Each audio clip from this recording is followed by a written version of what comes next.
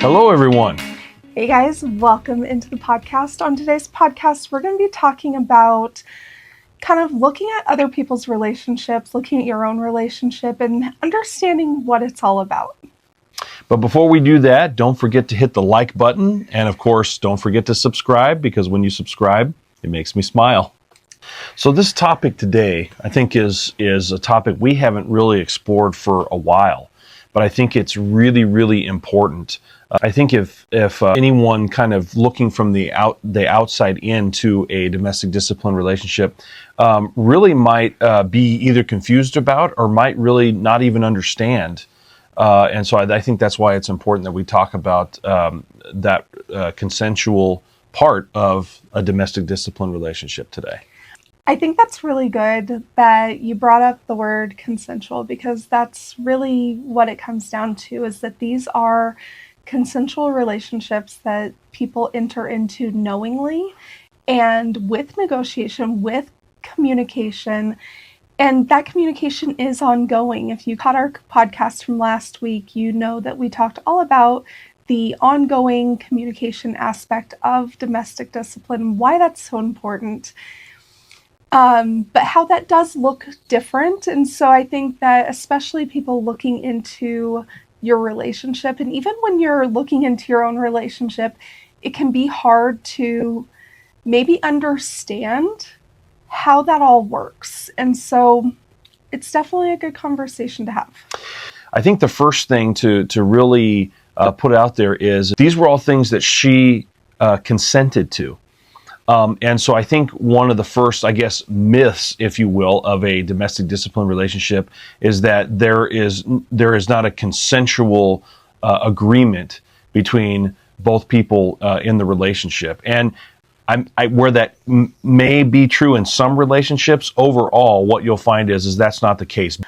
Well, and I think that it's important to know that even in situations where it doesn't look like there's consent going on, there really is, because, you know, Coda and I have had conversations where I have told him, like, look, I am giving you my consent to basically do what you want in this relationship.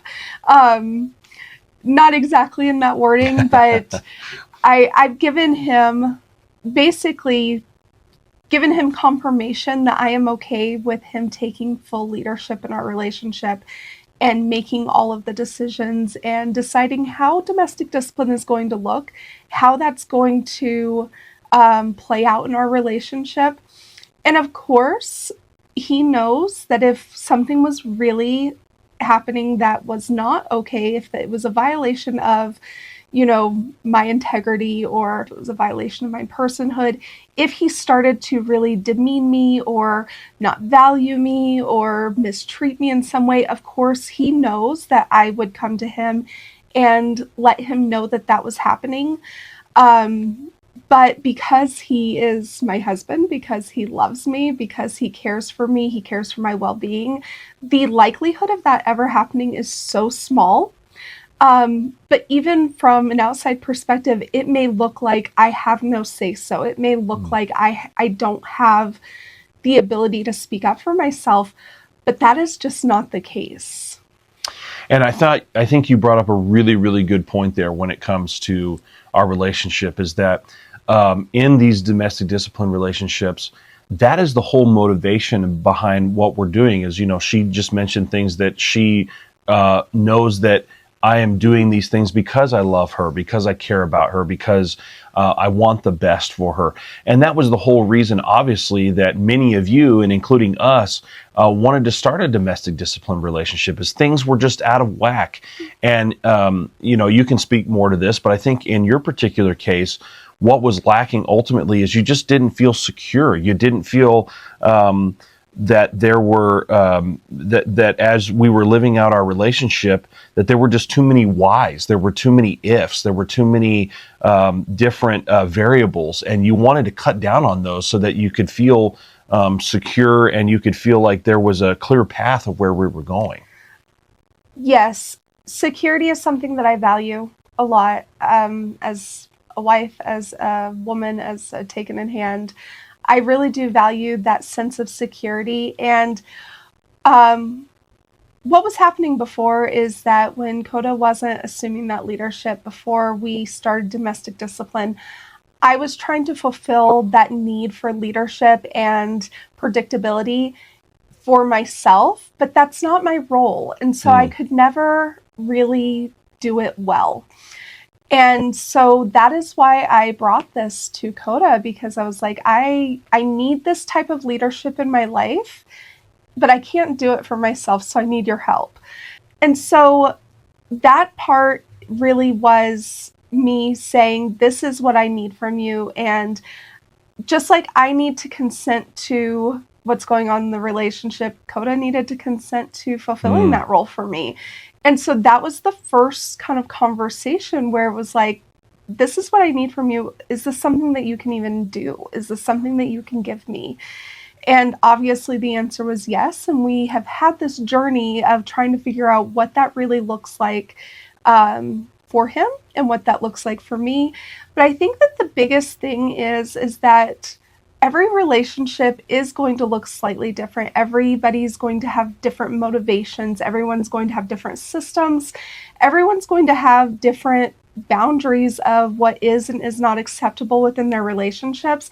So it's really, really important to not compare yourself thinking that someone else is doing it better, but it's also really important not to compare yourself thinking that someone else is doing it wrong or worse, or that you are better than just because your systems happen to work really well for you.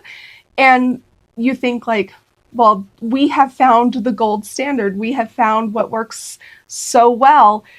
That's for you. That's not for everyone. So you can't impose your thought processes, your motivations, what works in your relationship onto someone else.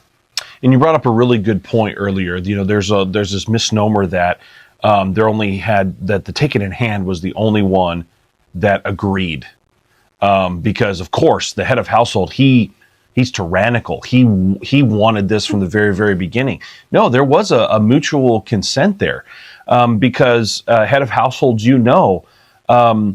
there is a consent there, because what you're taking on, not that the taken in hand isn't also taking on a lot, but you are very much taking on a lot of the responsibility that for many of you, and I know it was for me, that in the past, you normally didn't have that responsibility. You didn't have the leadership that you now possess because of the mutual agreement that you've now gone into in domestic discipline. And so I think that was really, really important what you pointed out, because I think many, many times as you were talking about people looking from the outside in, that is a big misconception about domestic discipline, is that, oh yeah, she agreed, and of course he didn't have any reservation about it, or he didn't have anything to mutually agree to, because it was already on his mind, because this is a very tyrannical, patriarch way of leading a relationship, and it's an agreement between both people on how it is going to be gone about and how it is going to be run. But there was definitely a lot of conversations that happen before you even get to that point. And so I think that is, as I said, the biggest misconception about a domestic discipline relationship. And I think that one of the things that you really hit on there is that domestic discipline is a high standard for both a taken in hand and a head of household. It is a high standard of living within your relationship.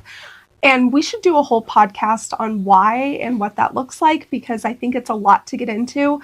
But there is a high standard of what a head of household is supposed to bring into the relationship through his leadership. But there's also a high standard of behavior expectations on the taken in hand. And it's really important that you both kind of match each other's efforts within that in order to see the most successful outcomes. That word you just used is of matching. I never thought about that, but the matching each other's efforts. That's really, really good, because that is a big part of this relationship as well. I mean, if you're taken in hand as kind of doing the bare minimum, and you feel like as the head of household, you're putting in a lot of effort and time and care into it, that's going to make the relationship still difficult, and vice versa. If she feels like she's putting in all of the effort, if she's really doing the very best she can to follow the rules and all of those kind of things, and I know Aria can speak to this. There were times where, not intentionally, but I wasn't putting in as much effort as I probably should, holding her to the rules and following through with check-ins and maintenance and all these different things that we've talked about. And so it feels a little one-sided. And so even in a domestic discipline relationship, if you're not careful, you can see it unravel just like you would in non-domestic discipline relationships. It doesn't mean that this is the magic bullet. There's still effort that has to be put in to this.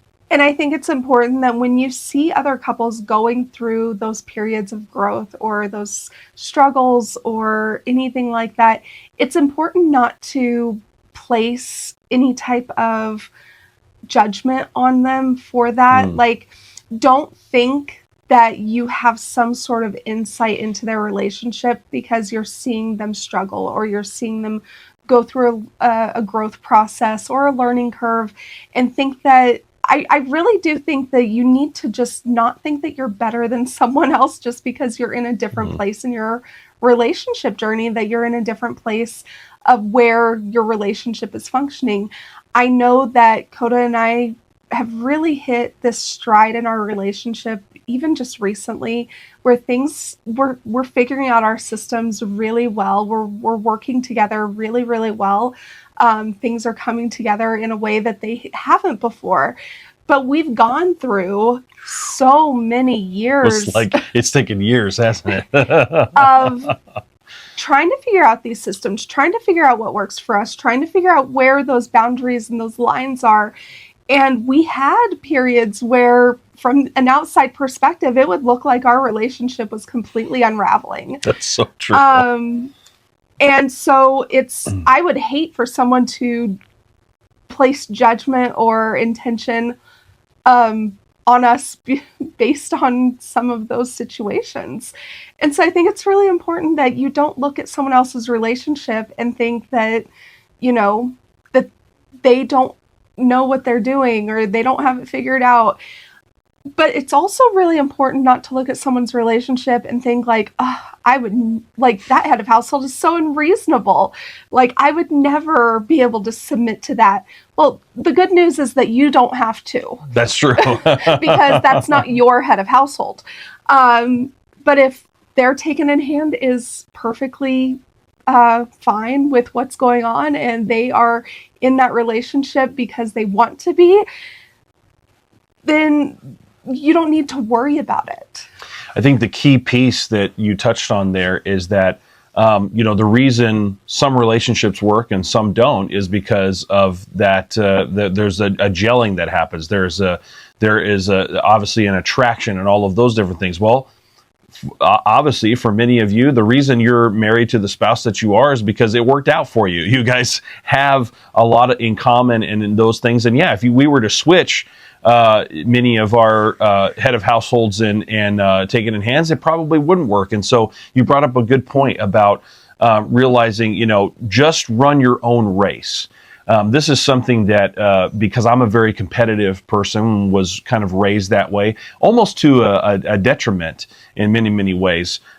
This is where I've had to get better myself in every aspect of my life, but especially in our relationship, because as much as I try not to play a comparison game sometimes, that's exactly what happens. And so I have to remind myself, no, we have to run our own race, and there are different challenges and different things to work through in a domestic discipline relationship. Some of the things that Aria and I struggled with early on in our relationship, and maybe struggle with a little bit still, I don't know, or maybe things that many of you would go, I don't know why you struggle with that. We've never struggled with that. But the opposite side of the coin is true too. Maybe there are things that we've never struggled with that maybe you currently are in your relationship. So it's just different. And that's why we were saying that, the first myth is that there's no consent between both parties, and then the second one is that it's just going to be this magic bullet that fixes everything. No, it takes time and it takes effort, and you've got to try to run your own race and not play the comparison game. So I think one of the biggest things that I do want to reiterate too is that the challenge here is not to give up. The challenge is to keep moving forward even when you may hit some of those walls, and maybe you need to sit down and negotiate again or restructure whatever it is, because one of the biggest things I think we're seeing with some couples in domestic discipline, and we had to go through this as well, so part of it's a little bit of growing pains, is that tendency to get a little comfortable, get a little lax, get a little lazy. And if that's the case, you really want to take a moment and try to maybe reevaluate.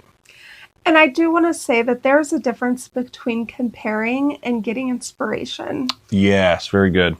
I never really understood the difference until I experienced it, because in the past I would compare, especially when we were going through those growing pains, especially when we were hitting very difficult points in our relationship where things did feel like they were unraveling. I would look at other couples and I'd be like, they're doing so much better than us. They're doing this way or that way. And I would almost feel a tinge of jealousy towards what they were doing in their relationship. And that is where you are comparing, is when you look at someone and you're like, I wish I had what they had. And in a way that you feel jealous, that it makes you feel more hopeless when you compare, because you're jealous of what they have, you want what they have, and you're not really trying to figure out steps to be able to accomplish that. You're not saying, you're not using those as goals, you're using those as ways to kind of get down on yourself. And that's what happens when you compare. Rather than when you take inspiration from another couple, when you look at them and you say, hey, they have similar personalities maybe, or they have maybe similar life circumstances. They have figured out a way to make this work in a way that I have been wanting to try to figure out. So what are they doing? What are their systems? Is that something that can work for us? How can we kind of glean what they're doing and make it fit into our lives in order to have similar outcomes? That is taking inspiration from when you can say, hey, I really like the success that they're having. How can I make that work for me? And you take it as like inspiration, as something to aspire to, not something to feel bad about.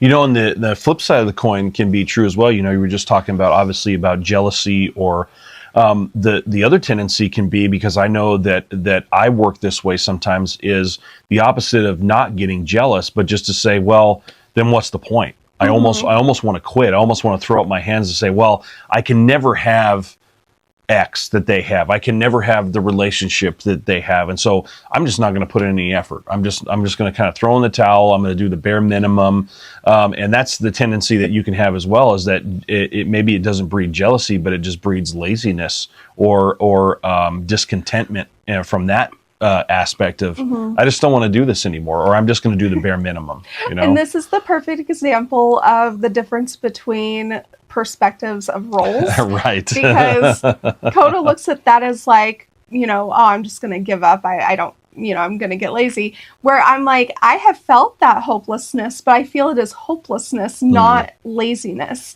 Where I just feel like there's no hope that our relationship's going to get better. And so I don't know why we keep doing this. So that's a difference of where you can have the same outcome, but with very different perspectives. Absolutely. And what you just pointed out is exactly what we've lived through at times, where our relationship was in a difficult point, and I was feeling lazy and just like, why put in the effort? And she was feeling the hopelessness.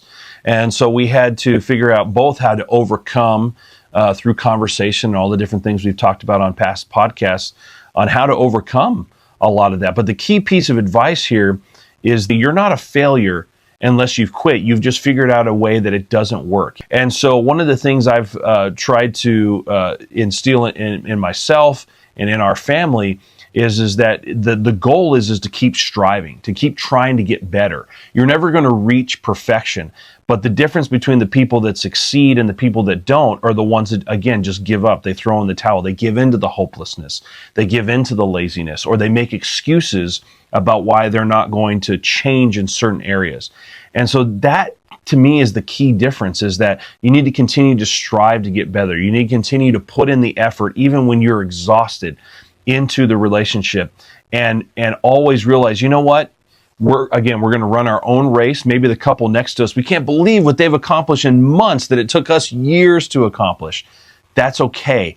You need to run your own race and to realize that what is working maybe in their relationship right now is going to work in yours. And yes, it may take longer, but I think what you'll find is that some of the things that took you longer to get, that didn't take them as long, there will be a reverse that will happen soon, to where they'll go, man, we can't believe that you guys did that a number of months. It's taking us a lot longer to do that. And that's why it's not good to necessarily play that comparison game. Well, I think that you need to also look at a couple and understand that they are doing what is best for them. Yeah. Assume that they are doing what is best for them, because you understand that this relationship is consensual. You understand that this is something that is an agreed dynamic, that this is something that both parties are fully participating in. And so even if you look at a couple and you're like, I don't want to do anything that they're doing, I don't think what they're doing would work for us whatsoever, just give them the benefit of the doubt that their relationship works for them, and just don't assign motivation behind their relationship based on your relationship and your experience. I think this is very, very key to what we're talking about as well. Be careful not to dive into selfishness. It's really, really easy in this dynamic. And you can speak to the taken in hand, but I can tell you as a head of household, at times it can be very, very difficult not to delve into and become very, very selfish. And what I mean by that is to start to look at the relationship of, what am I not receiving? I'm going to do these things because I deserve, and you put yourself at the center of why you're doing these things. That is a very dangerous thing to be.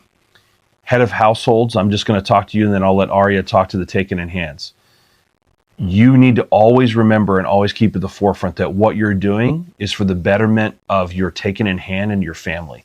The moment it becomes all about you, the moment it becomes a selfish deed, you're going to start to unravel. And I've been there several times when I start to go, man, the reason I've maybe been a little harsh towards her and I've just not been a good head of household is I'm starting to think about, this is not working for me, or this is not working the way I want. And I'm not saying that you don't get to have some of your needs met. That's not what I'm saying. But be very, very careful to find that balance between my needs are being met and it becoming all about you. I think the same can be true on the taken in hand side. I think that we lived this, where because I was the one that brought this dynamic to Coda, I was the one that was trying to really, for a long time, trying to dictate what this was going to look like.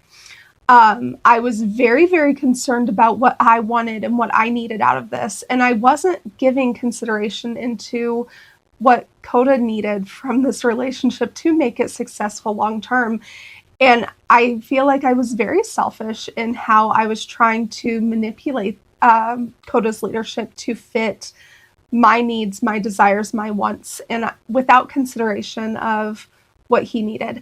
I think that and this is another podcast topic, so we won't delve too much into this. But I think there are certain entitlements that the head of household is entitled to within this relationship, but there's also entitlements that the taken in hand is entitled to. Mm-hmm. And you have to balance and make sure that both people are getting what they deserve out of this relationship. You, as a head of household, you do deserve certain things. as a taken in hand, you deserve certain things too, and that is another podcast topic because we are running. We'll have to delve into that in more detail because you're right. There is a real fine line between knowing what you deserve and having that become selfishness. So, all right, guys, I think we're going to cut that off. I think that you have a lot to look forward to in the future because we really do want to delve into those different topic areas and give them the attention and the conversation that they deserve individually. So look forward to that. But I hope this conversation was helpful. I hope that you were able to get something from it. As always, let us know down below what you think, and we will talk to you next time. Thanks for joining us.